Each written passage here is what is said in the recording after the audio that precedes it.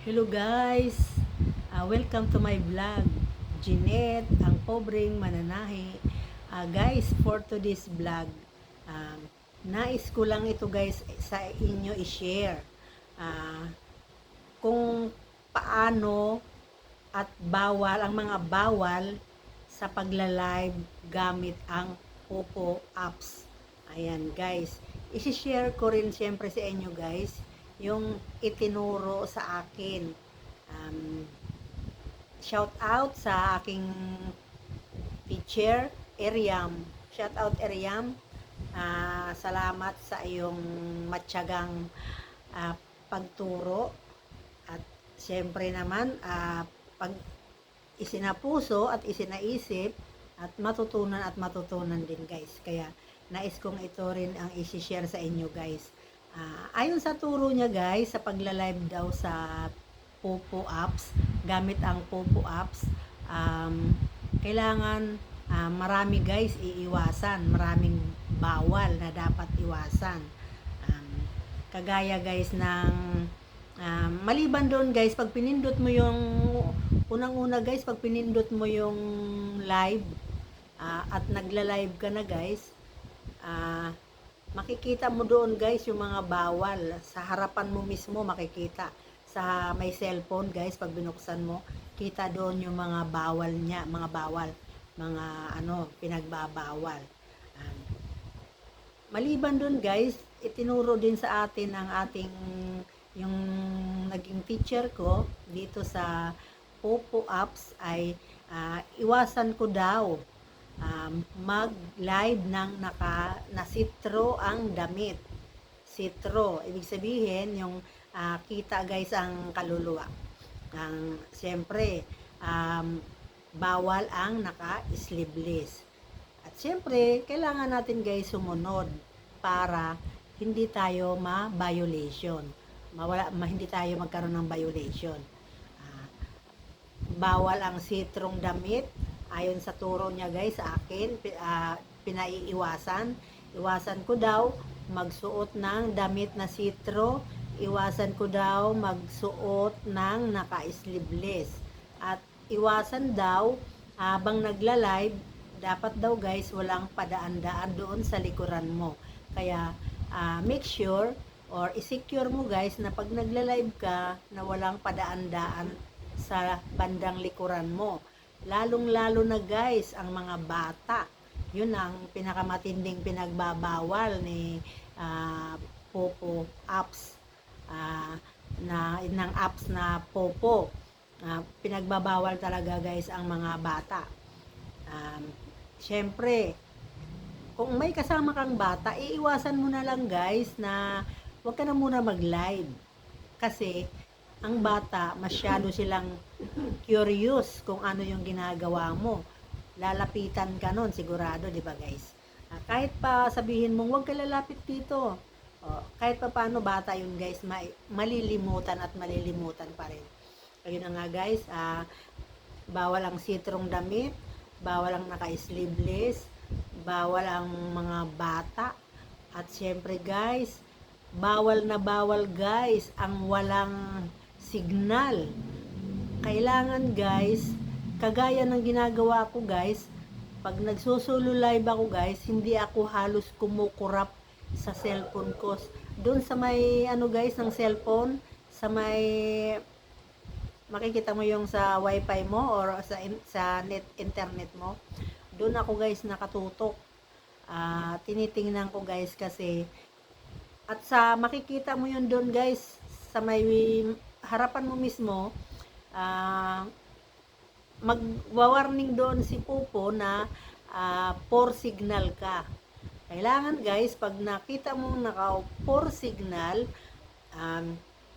ibabak mo muna siya. Ibabak mo muna siya, ibabak hanggat sa mawala na muna ang iyong live. Kasi bantayan mo yung signal mo.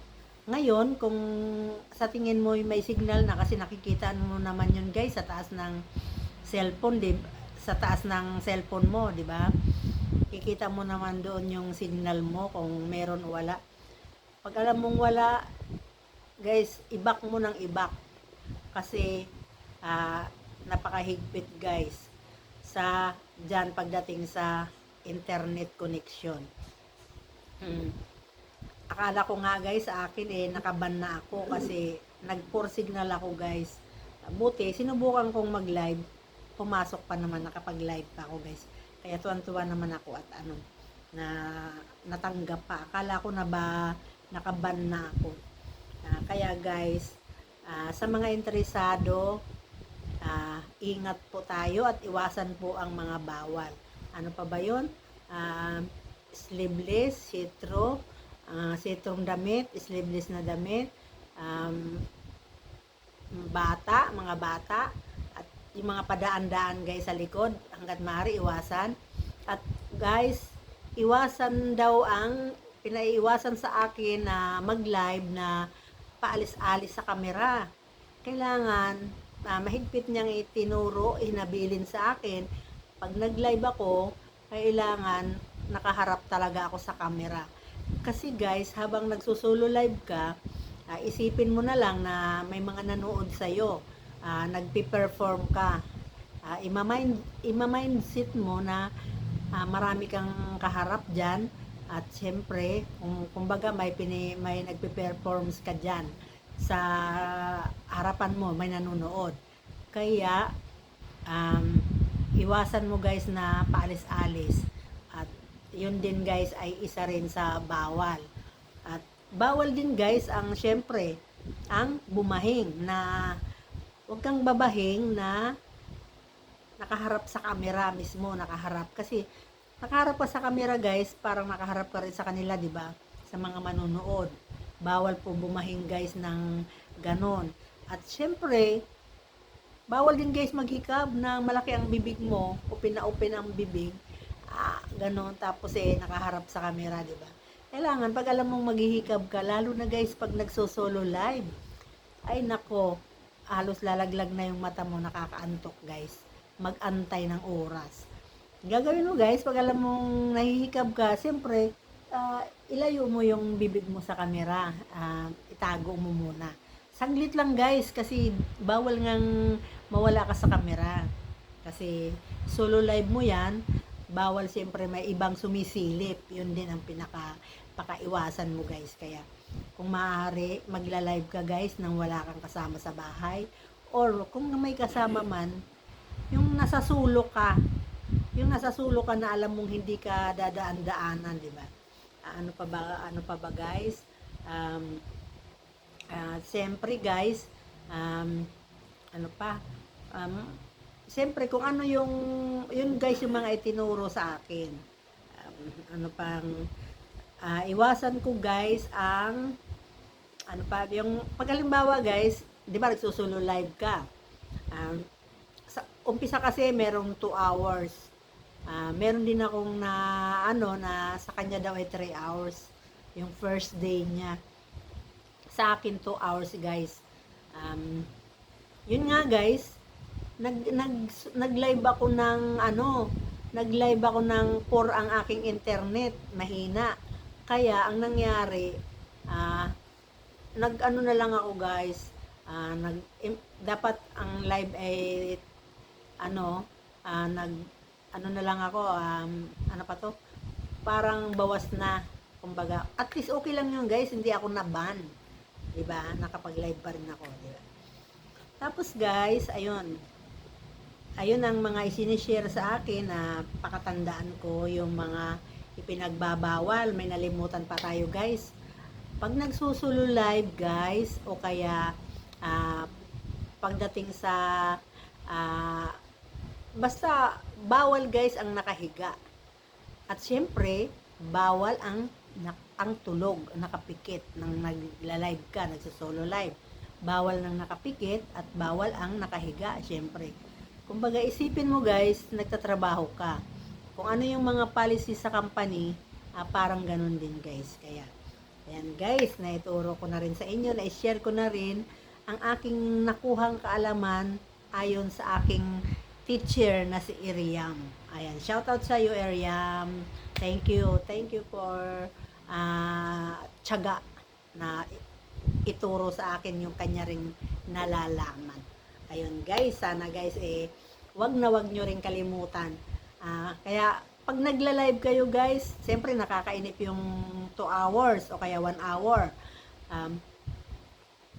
Alimbawang merong mga di inaasahan, mag-CCR ka or may tawag or ano. Gagawin mo guys, ibabak mo muna siya. Pipindutin mo muna yung back ng cellphone mo, tapos may confirm doon, pipindutin mo, tapos may confirm ulit, basta hanggat bumalik siya sa dati. Tapos doon guys sa reward nga, makikita mo yung oras mo, kung ilan na lang ang oras. At pag nakatapos ka naman guys mag-live, natapos yung oras mo, magpupula yun, yung 3 dot na yun, yung 3 dot na nakaganon guys. Magkukulay red yun doon. Ibig sabihin, pipindutin mo yun guys, kasi meron doon lalabas na receive. Pipindutin mo yung receive. Tapos meron doon, pipindutin ulit, confirm. Ayan guys, ganun. Aabangan nyo. Pag alam mo guys na kailang oras ka na, siyempre aabangan mo yon. Huwag ka nang paalis-alis. Bawal nga pala paalis-alis. At siyempre guys, hanggang sa mabuo mo yung oras. Halimbawa, mahina ang signal mo or may magluluto ka, may gagawin ka sa loob ng bahay, ang gagawin mo nga ay magbaka ng magbak. Tapos, babalikan mo na lang ulit yung live mo hanggang sa mabuo mo yung 1 oras. Yun guys. Guys, paalala, yung mga bawal. Siyempre, kung gusto natin, kung gusto natin hindi tayo ma-ban o magkaroon ng violation, siyempre, follow the leader. Diba guys? Ang ating leader ay si Popo Apps, na siya ang magbaban sa atin sa mga violation. Ayan guys. Guys, abangan nyo ulit ang aking susunod na video about pa rin sa Popo Apps. Guys, hanggang dito na lang guys ang ating video. Sinare ko lang sa inyo kung ano yung mga itinuro sa aking bawal at isinishare ko rin sa inyo para siyempre para malaman nyo guys, di ba? Thank you guys for watching. Sa mga hindi pa guys nag-subscribe ng aking YouTube channel, Jeanette, ang pobreng mananahi, paki-suporta naman guys, paki-subscribe, paki-like and share. Libreng-libre, wala pong bayad. Legit po, hindi po kayo mai-scam kung ako inyong i-subscribe or magla-like or mag-share. Hindi po, wala pong scam doon guys, yung po ay legit. Ayan guys. Thank you guys for watching. See you next vlog.